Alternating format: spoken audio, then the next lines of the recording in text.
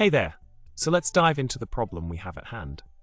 In the spreadsheet scenario, we've got a situation where we need to identify empty and non-empty cells in a particular range.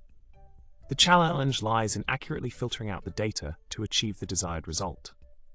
Now let's talk about the solution. The first part of the solution involves using the formula called array formula if B2 A2A. This formula effectively checks each cell in the B2B range, and if a cell is not empty, it populates the corresponding cell in the A2A range. This clever approach helps us identify non-empty cells accurately, providing the expected outcome. Continuing with the solution, the second part employs the formula equals array formula if B2B equal A2A.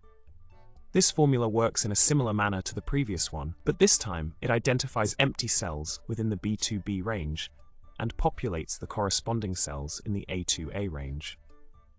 By using this formula, we successfully pinpoint the empty cells as depicted in the spreadsheet snapshot. In summary, by employing the array formulas discussed earlier, we've effectively tackled the problem of identifying empty and non-empty cells in the given spreadsheet scenario. These formulas offer a smart and efficient way to extract the desired data, showcasing the power of utilizing functions to streamline tasks. Remember, when in doubt, array formulas can be your best friend in optimizing your spreadsheet operations.